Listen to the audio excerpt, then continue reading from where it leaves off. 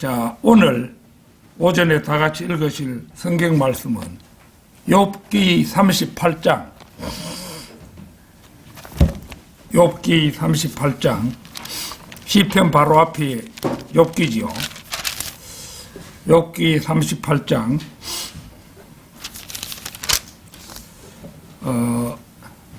1절에서 7절까지 말씀을 본문 말씀으로 했습니다. 욥기 38장 1절에서 7절까지 말씀. 다 찾으신 줄 알고 받들어 읽겠습니다.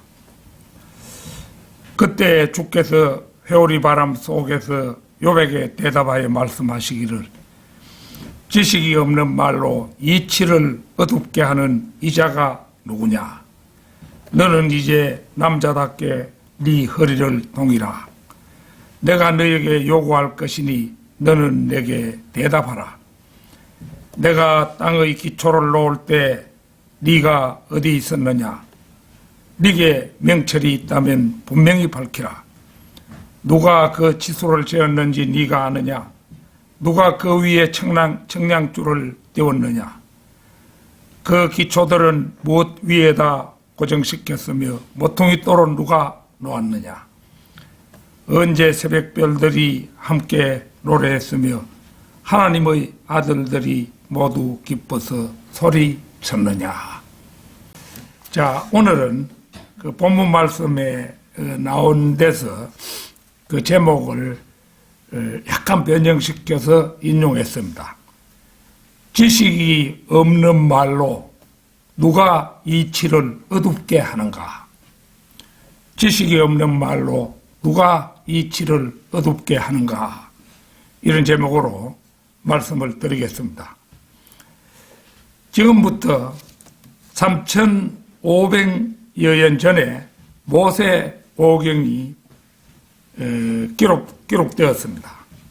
오늘 그 본문 말씀으로 그 선택한 말씀이 들어있는 욥기는 모세 오경보다도 자그마치 300여 년이나 먼저 기록된 성경 가운데서 가장 먼저 완성된 그런 하나님의 말씀입니다. 하나님께서 한 남자인 욥에게 말씀하신 내용이 바로 오늘의 본문 말씀입니다. 그리고 바로 이 같은 말씀을 통해서 아담 이래 태어나 인생을 살고 간 수많은 남자들에게 하나님께서는 이 질문을 하셨고, 또한 오늘날 태어나 이 시대를 살고 있는 우리들에게도 하나님께서는 동일한 질문을 하고 계십니다. 자, 오늘 본문 말씀에 지식이 없는 말로 이치를 어둡게 하는 어둡게 하는 이자가 누구냐? 너는 이제 남자답게 네 허리를 동이라. 내가 너에게 요구할 것이니 너는 내게 답하라. 내가 땅의 기초를 놓을 때 네가 어디 있었느냐? 네게 명철이 있다면 분명히 밝히라. 누가 그 치수를 대었는지 네가 아느냐? 누가 그 위에 청량줄을 띄웠느냐? 그 기초들은 무엇 위에다 고정시켰으며 모퉁이 돌은 누가 놓았느냐? 언제 새벽별들이 함께 노래했으며 하나님의 아들들이 모두 기뻐서 소리쳤느냐? 참으로 우리 모두를 향한 하나님의 엄중한 질문이 아닐 수 없습니다. 지식이 없는 말로 이치를 어둡게 하는 이자가 누구냐고 하나님께서 제게 물으실 때 저는 솔직히 고백했습니다. 주님, 지식이 없는 말로 이치를 어둡게 하는 그 자가 바로 접니다. 이렇게 저 역시 말씀 앞에 항복하고 시인하지 않을 수 없었습니다. 주님께서는 계속해서 이렇게 말씀하십니다. 너는 이제 남자답게 네 허리를 동이라. 내가 너에게 요구할 것이니 너는 내게 대답하라고 주님께서는 다그치고 계십니다. 내가 땅의 기초를 놓을 때 네가 어디 있었느냐?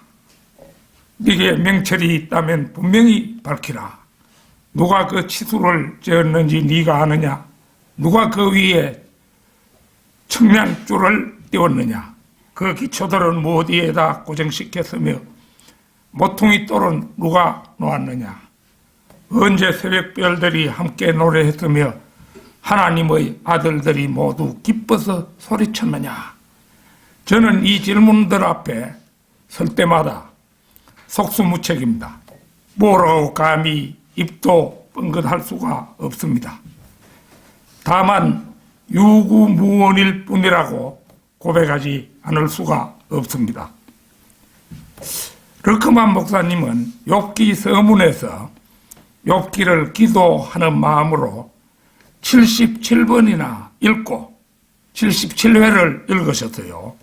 물론 이제 평생에 욥기를 읽으신 횟수는 이보다 훨씬 더 많지요. 그분이 적어도 돌아가실 때까지는 160회 정도 성경을 통독하지 않았나 저는 그렇게 짐작합니다만은 어쨌거나 욥기 서문에서 욥기를 기도하는 마음으로 77번이나 읽고 주석가들의 주석을 조심스럽게 살펴본 후 여러 유명한 학자들의 주석보다 기념비적인 히브리어 학자인 루마니아의 리차드 움브란트, 불가리아의 하랄란 포포프, 고등학교 졸업도 못하는 미세스 솔트, 대학교 문제내도 못 가본 조지 윌리엄의 주석이 그 학자들의 주석보다도 더 훌륭하고 그 지식이 넘친다고 수레하고 있음을 봅니다. 주님께서는 해오리 바람 속에서 욥에게 말씀하십니다. 지식이 없는 말로 이치를 어둡게 하는 이자가 누구냐? 너는 이제 남자답게 허리를 동이라. 내가 너에게 요구할 것이니 너는 내게 대답하라. 이 일련의 말은 뒤집어 보면 바로 욥의 고백이기도 합니다. 욥은 하나님 앞에 자신을 가다듬을 수 있을 만큼 가다듬었으며 더 이상 낮출 수 없는 자리에까지 자신을 낮추고 있음을 이 말씀에서 보게 됩니다. 지식이 없는 말로 누가 이치를 어둡게 하는가? 첫째는 성경의 경이로운 것들은 성경을 성경으로 비교하고 하나님께서 눈을 열어주시도록 기도함으로써 비로소 그 깊은 의미가 계시된다는 것입니다. 시편 119편 18절 찾겠습니다. 시편 119편 18절.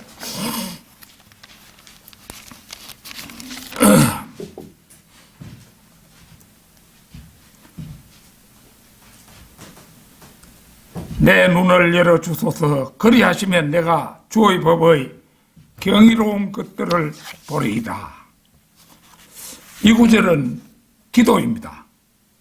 성경에서 향상된 조명을 받기 원하는 바로 그 누군가의 기도입니다. 남녀를 불문하고 성경을 깨달을 수 있으려면 마음을 열고 그 다음 눈을 열어야 합니다. 사람이 육체적인 눈을 가지고 물질로 된 종이 위에 인쇄된 글을 읽으면서도 6학년 수준의 언어와 문법으로 기록된 내용도 알아보지 못하는 수가 있습니다.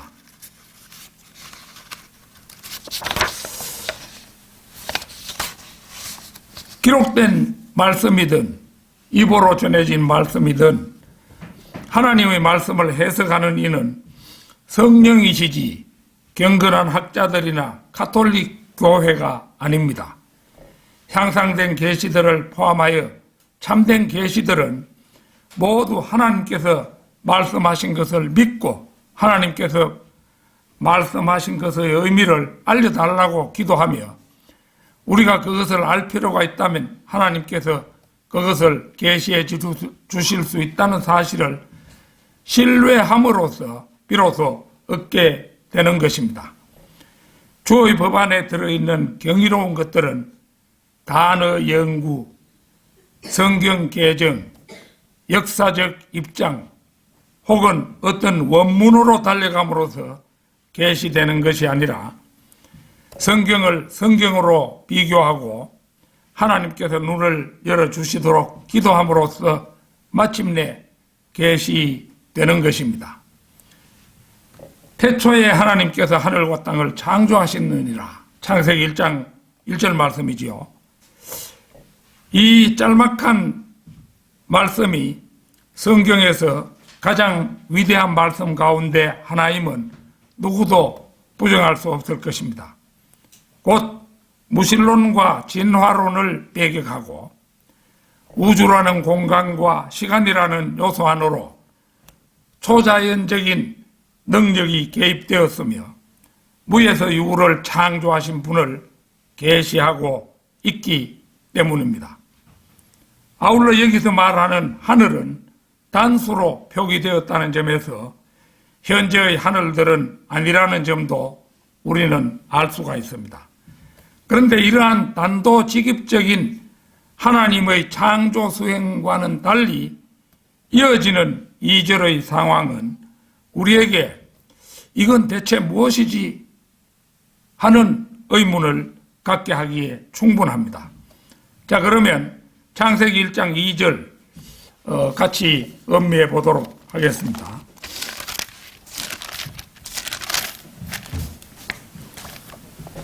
땅은 형체가 없고 공허하며 어두움이 깊음의 표면에 있으며 하나님의 영은 물들의 표면에서 거니시더라. 보는 것처럼 2절의 상황은 다른 창조의 기사들과는 전혀 다른 이질적인 상황을 보여주고 있습니다. 왜 갑자기 1절에서 창조된 땅이 형체가 없어지고 또 공허하며 왜 어두움이 깊음의 표면에 있으며 하나님의 영은 또 왜 물들의 표면을 거닐고 있는가 하는 점입니다. 저는 지난 세기에, 그러니까 20세기, 지금 21세기잖아요. 80년대에 때와 장소는 지금 정확하게 기억하지 못합니다만은 어느 구원파 집회에 참석했는데 거기서 일주일간 권신찬 목사의 설교를 들으며 2절의 상황 설명이라며 보여주던 한 동영상을 기억합니다. 그것은 화산이 폭발하고 여기저기 지하에서 뜨거운 전기가 뿜어져 나오는 광경이었던 것으로 기억합니다. 즉 그들은 2절을 창조의 한 과도기적 상황으로 설명하고 있었습니다. 저는 그 당시 그것을 보며 그럴 수도 있겠다 하면서 상당히 타당한 설명으로 받아들였던 기억이 있습니다. 그 후 90년대 구원파에서 나와 천안의 한 감리교회로 직을 받고 거기서 매주 붙여오는 테이프를 들으며 1년에 한두 번 수련회에 참가하여 신앙생활을 했던 적이 있습니다. 그때 거기서 K 형제로부터 클라렌스 라킨이 지은 세대적 진리라는 책을 처음 접했습니다. 그때만 해도 저는 그 책이 그렇게 유명한 책인 줄은 미처 모르고 진리의 말씀을 올바로 나누라는 페이지에서 맨 왼쪽 그림에 눈길이 갔습니다. 그것은 태초의 땅 창세기 1장 1절, 혼돈의 땅 창세기 1장 2절, 회복된 땅, 창세기 1장 3절에서 2장 3절, 이렇게 3등분하여 창조를 설명하는 그림이었습니다. 그 무렵 그곳 천안의 제이 목사로부터 설교 중에 간격 이론, 영어로는 갭 디어리 이렇게 하는데, 간격 이론이라는 말을 처음 접했습니다. 그때 제이 목사는 간격 이론은 말도 되지 않는다며 입에 거품을 물었습니다. 저도 그 당시는 제이 목사의 말이 타당하다고 생각했습니다. 그리고 또 세월은 갔습니다. 2005년 늦가을 햇밤을 사다가 잔뜩 삶아 먹고 혈당을 체크해보는 기회가 있었는데, 놀랍게도 그때 제 혈당이 350이나 올라가고 있음을 알게 되었습니다. 그 충격은 내게는 청천의 병력이라 해도 과언이 아니었습니다. 저는 그날로 혈당 관리에 들어가는 한편으로 아직 진리에 이르지 못한 자기 자신을 돌아보는 계기를 맞이했습니다. 지금도 분명히 기억하는 일은, 이대로 죽으면 지옥밖에 갈 곳이 없다는 사실을 강하게 자각했고, 어떻게든 하루속히 진리를 알아야 한다는 강박관념 속에 나날을 보냈습니다. 그러면서 저는 하나님께 진리를 아는 길로 나를 인도해 달라고 기도하기를 마지 않았습니다. 그러다가 이듬해 바른 성경, 킹 제임스 성경이 있다는 사실을 동아일보를 통해서 알았는데, 이거는 이제 우리 용진이 형제가, 나는 그 광고 같은 이런 걸 원래 안 보고 지나가는 사람이었는데 신문을 들고 와가지고, 이거 좀 심상찮은 광고인데 아버님 한번 보세요, 뭐 이렇게 해서 내가 그 광고를 보았거든요. 진짜로 보니까 그 순간에 눈이 열리면서 바른 성경이 있다는 그 사실을 접하게 되었던 것입니다.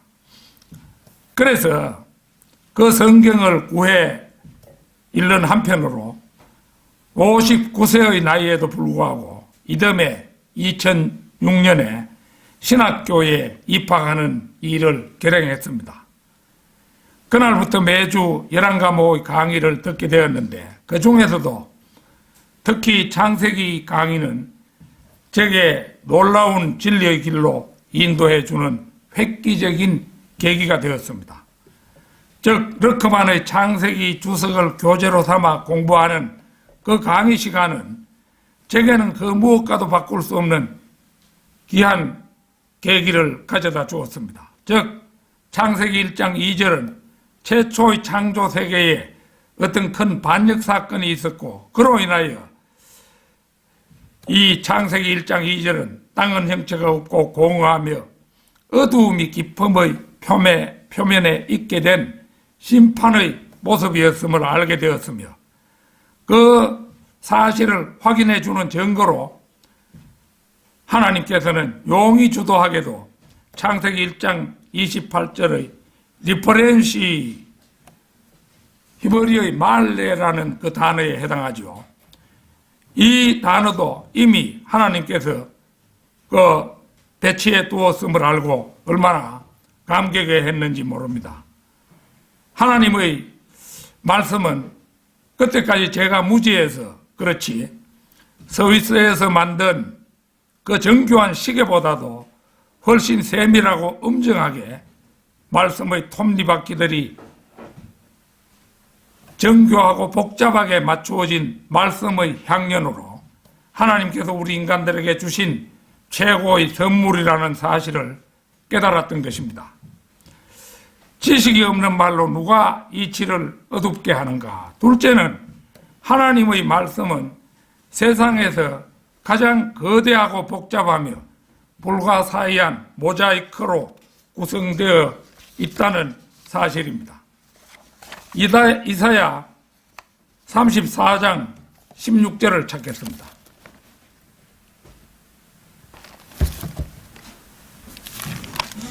이사야 34장 16절, 우리가 잘 아는 말씀이죠.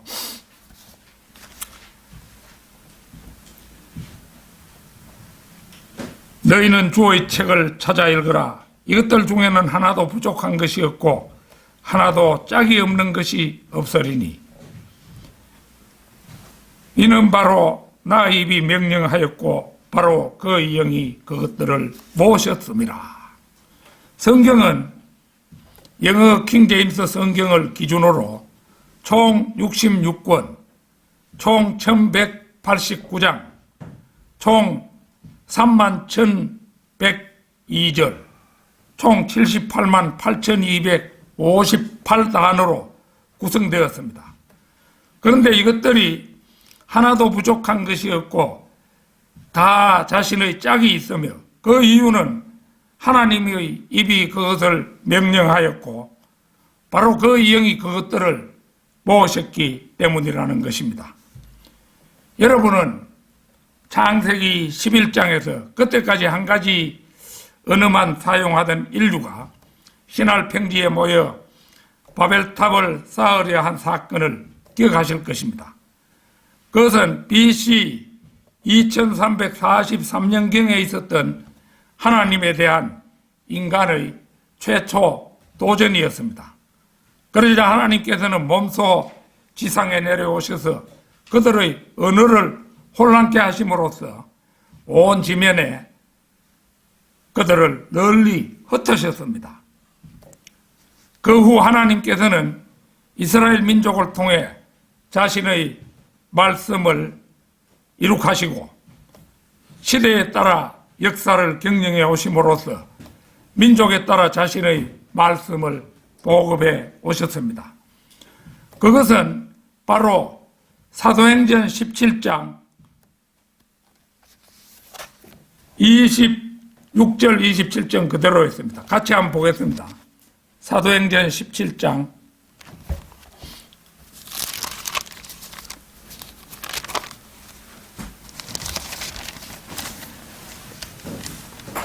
26절 27절입니다. 또 하나님께서는 인류의 모든 족속을 한 피로 만드시어 온 지면에 살게 하시고 미리 계획하신 시기와 그들이 거주하는 경계를 정하셨으니 이는 주를 찾게 하려 함이라.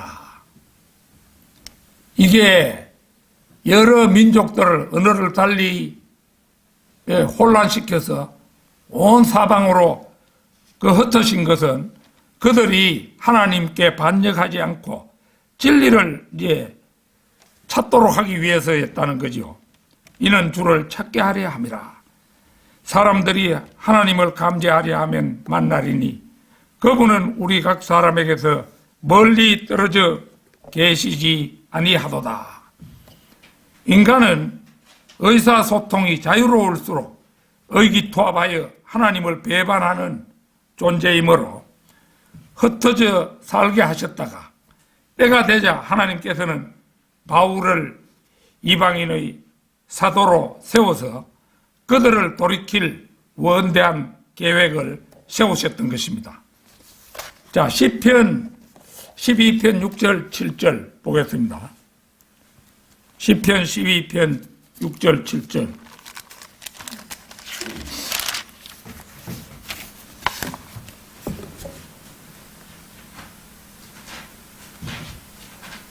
주의 말씀들은 순수한 말씀들이라. 흑독한 이에서 단련되어 7번 정화된 은 같도다.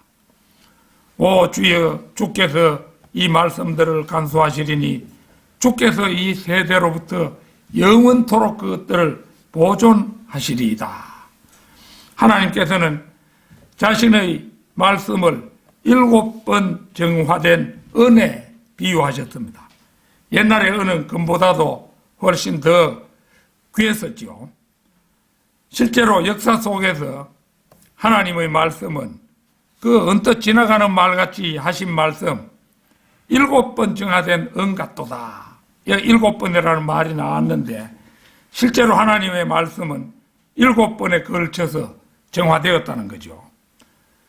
구약의 99%인 히브리어 원문, 구약의 1%인 아람어 원문, 신약의 헬라어 원문, 처음이자 가장 초기의 구시리아 역본, 두 번째로 오래된 번역본 구라틴 역본, 유럽 대륙을 위한 독일어 종교개혁 성경 루터 성경, 대브리튼 항해 국가로부터 나온 전 세계를 위한 킹 제임스 성경들이 바로 그것입니다. 그 7번이죠. 전 세계인을 위한 성경 킹 제임스 성경이 우리나라에도 들어와 한글 킹 제임스 성경으로 번역되어 우리 손에도 들려지게 된 것은 하나님의 놀라운 섭리라 할 만합니다. 성경은 율법서, 역사서, 선지서, 시가서 등으로 다양하게 기록되어 있습니다.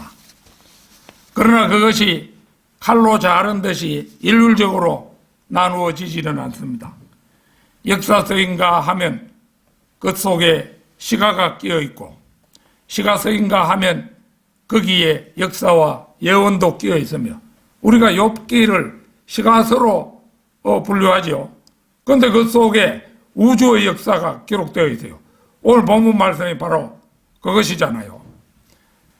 시가서 속에도 재창조 이전의 역사가 끼어 있기도 합니다. 성경은 가장 거대하고 난해하며 지금까지 누구도 완벽하게 짜맞추지 못한 거대한 모자이크입니다.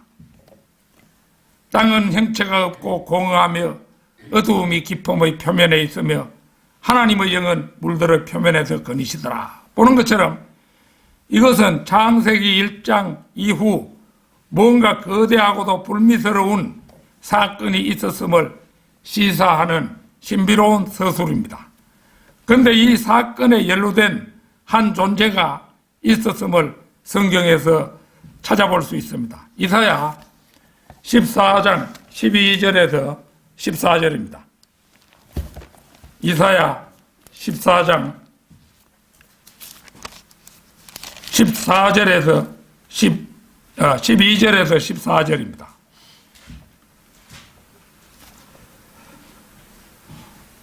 오 아침의 아들 루시퍼야, 네가 어찌 하늘에서 떨어졌느냐? 민족들을 연약하게 하였던 네가 어찌 땅으로 끊어져 내렸느냐? 이는 네가 네 마음속에 말하기를 내가 하늘에 올라가서 내가 내 보좌를 하나님의 별들보다 높일 것이요, 내가 또한 북편에 있는 회중의 산 위에 앉으리라. 내가 구름들의 높은 곳들 위로 올라가 내가 지극히 높으신 분같이 되리라 하였습니다. 여기에 나온 아침의 아들 루시퍼가 하나님의 보좌 위를 덮는 그룹으로, 이 그룹은 5그룹이 있었는데 그 특히 아침의 아들 루시퍼는 하나님의 보좌 위를 덮는 그룹이고, 나머지 4그룹은 동서남북으로 하나님의 그 보좌 주위에 앉아 있는 존재들입니다. 그래서 하나님보다 자기를 높이려 했던 바로 그 교만의 화신이 바로 사탄인 아침의 아들 루시퍼입니다. 에스겔 28장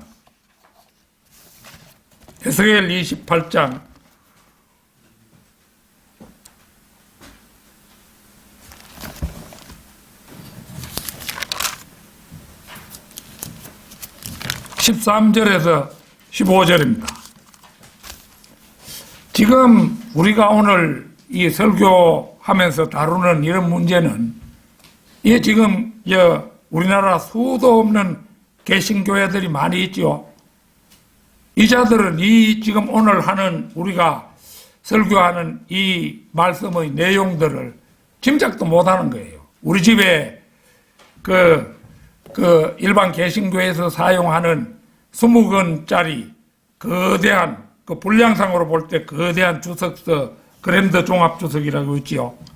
그런 데서는 조명이 안 되는 그러한 이 진리 중의 진리를 지금 얘기하고 있는 그런 중입니다. 이거를 세상 교회들에서는 꿈도 깨지 못하는 거예요. 자, 에스겔 28장 13절부터 15절. 시간이 있다면 그 뒤에까지 쭉 읽어봐야 되겠습니다만은, 네가 하나님의 동산 에덴에 있어 모든 귀한 돌인 홍보석과 황옥과 금강석과 녹보석과 얼룩마노와 벽옥과 사파이어와 에메랄드와 홍옥과 금으로 덮여 있었고, 이게 네가 하는 게, 이 네가 루시퍼예요. 사탄 루시퍼예요. 네 북들과 관악기들이 만들어짐이 네가 창조되던 날에 네 안에 예비되었도다. 그러니까 북들과 관악기들의 만들어짐이 이미 그 루시퍼의 안에 예비되었다는 거예요. 그러니까 이 하나님이 이 루시퍼를 창조할 때에 각별하게 창조했음을 알 수가 있죠. 그게 음악적 재능이 출중했던 그런 자예요. 너는 기름 부음을 받은 덮는 그룹이라. 내가 너를 그렇게 세웠더니 네가 하나님의 거룩한 산 위에 있었고 네가 불의 돌들 가운데를 위아래로 걸었도다.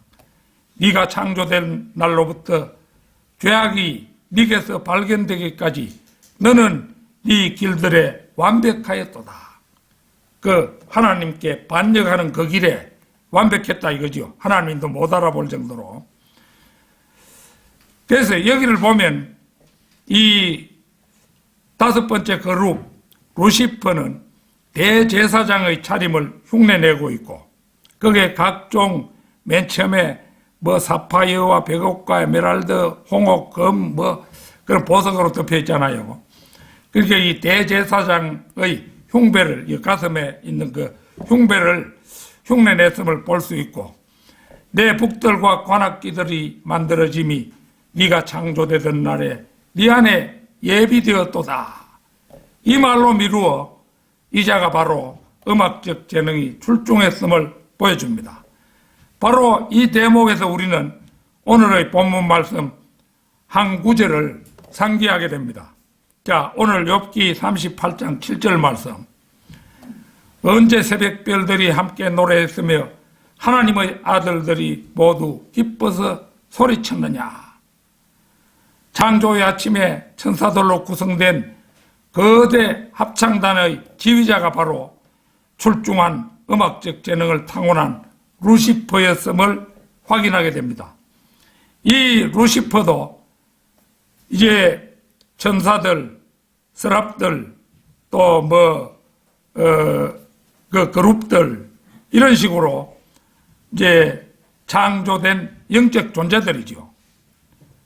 그러니까 그들이 창조된 시기는, 이 영적 존재들이 창조된 시기는 창세기 1장 1절 이전 어느 때가 아니겠는가, 이렇게 추정해 볼 수 있습니다. 골로새서 1장 16절 한번 찾겠습니다. 골로새서 1장 16절. 성경은 이게 연대상으로 순서대로, 역사서는 순서대로 기록이 되었지만은 이 성경의 진리들은 모자이크처럼 사방에 흩어져 있는 거예요. 이거를 통괄하는 눈이 없으면 성경은 이해를 할 수가 없는 책입니다. 자, 골로새서 1장 16절. 이는 만물이 그에 의하여 창조되되, 그는 예수 그리스도지요. 예수 그리스도가 하나님이잖아요.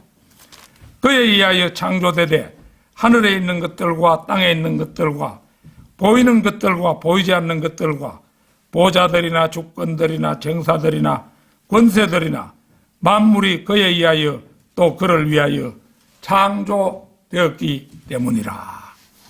자, 우리는 이 말씀에서 여기 보면은 하늘에 있는 것들, 땅에 있는 것들, 하늘에 있는 것들, 이렇게 나누고 있고, 또 보이지 않는 것들과 보이는 것들, 그렇게 나눠지지요. 그러면 이제 하늘에 있는 것들 가운데 보이지 않는 것들에 속하는 존재가 바로 그룹들, 천사들, 서랍들 이런 것들이 거기에 해당된다는 것을 우리가 알 수가 있는 겁니다. 이래서 우리는 지금 상당히 이 성경에 나온 난해한 모자이크들을 정상적으로 우리가 이렇게 짜맞추어 보았습니다. 지식이 없는 말로 누가 이치를 어둡게 하는가? 셋째는 바울이 직접 답사했던 셋째 하늘 낙원의 구체적 방향과 우주의 구조입니다. 고린도 후서 12장 4절을 찾겠습니다. 고린도 후서 12장 4절.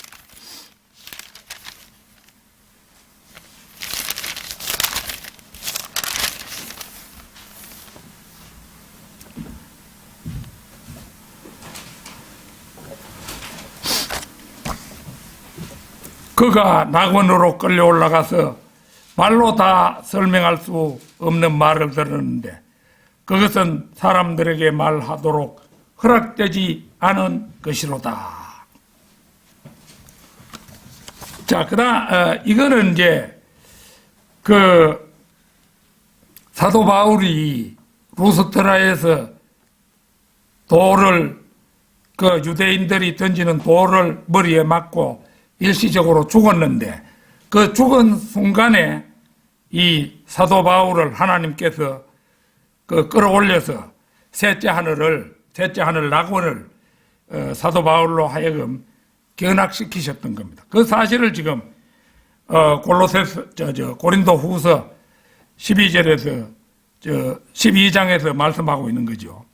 그 다음에 골로새서 3장 2절 찾겠습니다.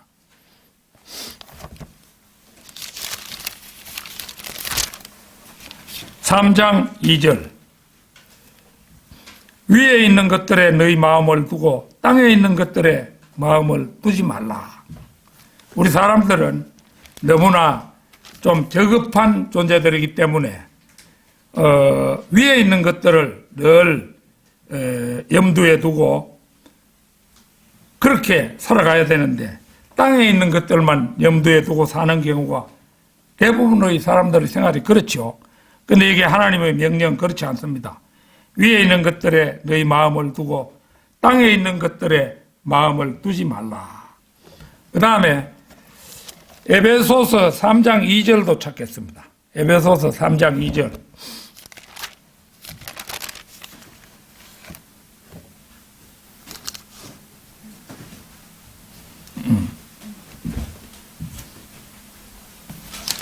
삼 3장 2절이 이건 내가 잘못 썼는 건데 3장 18절입니다. 내가 잘못 적어놨네. 에베소서 3장 18절. 모든 성도들과 함께 그 너비와 길이와 깊이와 높이가 얼마인가를 깨달을 수 있게 해 주시며, 이것들은 이제 우주의 구조를 깨달을 수 있게 해 주시기를 바란다. 이런 의미입니다. 사도 바울이 한 말이 우주의 구조를 깨달을 수 있도록 해 주시기를 바란다. 그런 의미예요. 4차원의 우주를 이 세상 사람들 아무도 모르잖아요. 진정한 바이블 빌리버 르크만의 주석서로 공부하지 않은 사람은 이 4차원의 우주의 구조를 아는 사람이 없죠. 그래서 지금 이 세 곳의 말씀을 우리가 찾아보았는데 낙원 위에 있는 것들은 하늘 낙원의 방향을 얘기했죠. 그 다음에 너비와 길이와 깊이와 높이, 이것은 이제 우주의 구조를 말한 것입니다. 갈라디아서 1장 16절 17절 찾겠습니다. 갈라디아서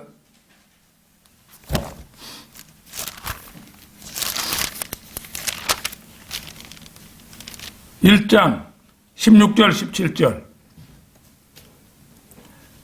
나로 하여금 이방 가운데 그를 전파하도록 내 안에 그의 아들을 계시하시기를 기뻐하셨을 때에 내가 즉시 혈과 육에 의논하지 아니하고 또 나보다 먼저 사도가 된 그들을 만나려고 예루살렘으로 올라가지도 아니하고 다만 아라비아로 갔다가 다시 다마스커스로 돌아갔노라.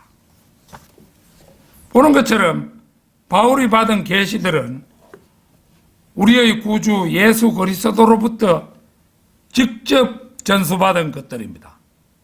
바울 일에 향상된 계시들을 받은 가장 두드러진 하나님의 종들은 C.I. 스코필드, 클라렌스 라킨, 피터 르크만 이런 이제 분들로 알려져 있죠. 그 대열에 낄 만한 한국인은 좀 미안한 말씀이지만 없습니다. 사람들은 성경에 관한 한 대개 스코필드가 약 70%의 계시를 받았고 라킨이 80%, 그 다음에 르크만은 적어도 90% 정도의 향상된 계시들을 받았다고 평가합니다. 그러나 저는 개인적으로 르크만 그분이야말로 이 마지막 시대 98% 이상의 계시를 받은 분이라고 생각합니다. 이런 차원에서 르크만의 주옥 같은 저서들이 한국어로 번역된 것은 가위 한국인들에게 내린 하나님의 큰 축복이라고 생각합니다. 르크만이 펼쳐 보인 향상된 계시 가운데 최고의 하이라이트는 성경의 진리를 기조로 한 우주론입니다. 창세기 1장 6절에서 8절 잠시 보겠습니다. 창세기 1장 6절에서 8절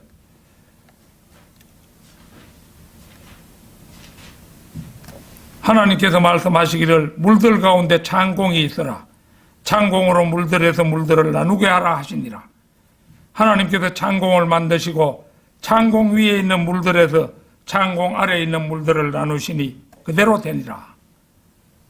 하나님께서 창공을 하늘이라 부르시니라. 저녁과 아침이 되니 둘째 날이더라. 여기에 이제 중요한 진리가 우리 여기 모르는 말 한마디도 없죠. 여기에 놀라운 진리가 숨겨져 있습니다. 그것은 우주를 담고 있는 그릇을 지금 말하고 있잖아요. 우주를 담고 있는 그릇이 물들이라고. 물들 가운데 창공이 있으라. 창공이 이게 우주잖아요. 창공으로 물들에서 물들을 나누게 하라. 이게 창공을 둘러싸고 있는 그 그릇이 물들임을 보여주고 있는 거잖아요. 그런데 이거 초등학생이 읽어도 이 낱말 자체를 이해 못할 것은 별로 없습니다.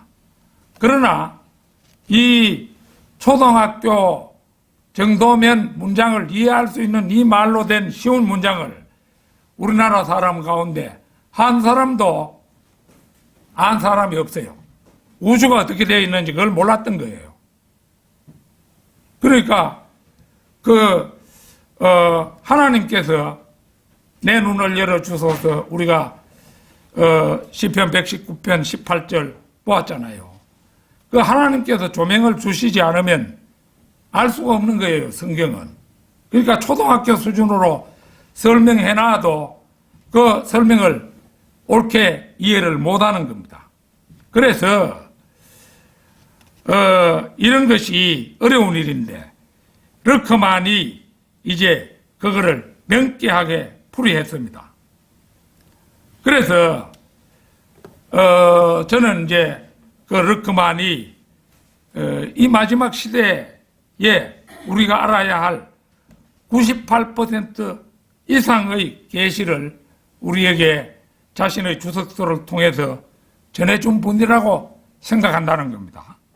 그러니까 대단히 위대한 분이지요. 르크만이 사도 바울 이래의 최고의 그리스도인이라고 찬사를 한 것이 그 빈말이 아님을 우리가 알 수 있는 것입니다. 르크만이 펼쳐 보인 향상된 계시 가운데 그래서 최고의 하이라이트는 성경적 진리를 기조로 한 우주론입니다. 그 이제 우리가 창세기 1장 6절에서 8절에서 알 수 있듯이 깊음 가운데 우주가 생겨났으므로 현재 우주를 담고 있는 그릇은 바로 깊음입니다. 지구에서 진북 방향 북극성 뒤쪽으로 3조 광년을 곧장 가면 우주의 북쪽 끝 깊음에 도달합니다. 이 깊음에 나 있는 문을 통과하면 깊음의 바깥쪽은 절대 영도로 얼어있는 유리바다이며 그 유리바다 위에 우리 하나님의 영광스러운 보좌가 있습니다. 이 모두가 르크만이 밝힌 향상된 계시의 우주론입니다. 절대 영도가 유지되고 있는 유리바다는 시간이 정지되어 있다고 하는데 이것이 바로 영원이라는 사실도 르크만이 밝혀낸 향상된 계시임은 두말할 나위가 없습니다. 그러니까 절대 온도로 낮아지면은 시간이 없어진다는 거예요.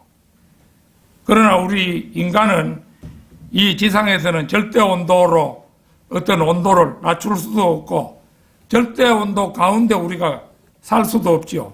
절대 온도 가운데 살 수만 있다면은 우리는 영원히 죽지 않을 수도 있습니다. 그러나 그것은 지금 상태로는 불가능하죠. 그런데 그 셋째 하늘에 가면은 거기에 온도는 절대 영도예요. 절대 영도가 되면 시간이 정지가 되는데 그 시간이 정지가 된 것, 그게 영원이라는 겁니다. 우리가 도달하고자 하는 영원, 그게 바로 절대 영도가 유지되는 곳, 셋째 하늘이라는 거죠. 이제 때가 되면은 전 우주에 이 절대 영도가 확산될 것입니다. 그러면 우리는 이제 영원히 죽지 않는 그런 존재로서 우주를 지배하게 되겠지요. 간격이론, 이런 편협한 이름으로 운운하면서 르크만의 향상된 계시들을 폄하하고 받아들이지 못하는 자들은 간신히 구원은 받았다 해도 청맹관이들입니다. 한 예로 리퍼렌시가 킹 제임스 성경 이전 성경들에도 필이라는 FILL 이 필과 상호 교환되어 쓰였다. 김태철 형제가 그래 얘기하더라고요. 그 사람이 하나 모르는 것은 리퍼렌시가 어떤 성경에는 리퍼렌시로 되어 있고 어떤 성경은 필로 되어 있더라. 상호 교환되어 쓰였다. 그렇게 하는데 단어에는 여러 가지 뜻이 있으므로 킹 제임스 성경을 영어로 번역한 하나님의 인정을 받은 당대 최고의 석학들이 히브리어 말레를 영어의 리퍼렌시로, 필이 아닌 리퍼렌시로 킹 제임스 성경에 번역한 의도가 무엇이냐, 그걸 알아야 할 것입니다. 그러면 짧은 자기 견해로 이거를 가지고 상호 교환적으로 쓰였다. 그러니까 필로 해석해도 좋다. 이런 식의 그 편협한 말은 그 설 자리를 잃어버린 겁니다. 결론적으로 르크만은 막바지에 다다른 이 마지막 시대에 바른 교리와 수많은 향상된 계시들을 받아내린 사도 바울 이래 가장 위대한 하나님의 종입니다. 보통 사람을 능가하는 높은 IQ, 하나님이 르크만 목사님을 택하신 것이 그 우연이 아니에요. 그분이 보통 사람을 능가하는 높은 IQ, 한 200 가까운 그런 높은 IQ를 가졌다는 거죠. 또 수만 권의 책을 독파한 해박한 지식, 이걸 갖추게 했어요. 그로 하여금. 그 다음에 세상 과학의 우상이었던 아인슈타인의 E 이꼬르 MC 제곱의 공식을 비판하여 한 권의 책으로 묶어낼 만한 식견과 해안의 소유자가 바로 르크만 목사입니다. 그러니까 사도 바울 일의 최고의 그리스도인으로 칭송받는 그 향상된 계시들이 아니었다면 바이블 빌리버의 말세지말은 공허하고 허전했을 것입니다. 그 주석서들로 인하여 여러분의 성경 공부가 한층 풍성하기를 바라는 마음 간절합니다. 다 같이 기도드리겠습니다.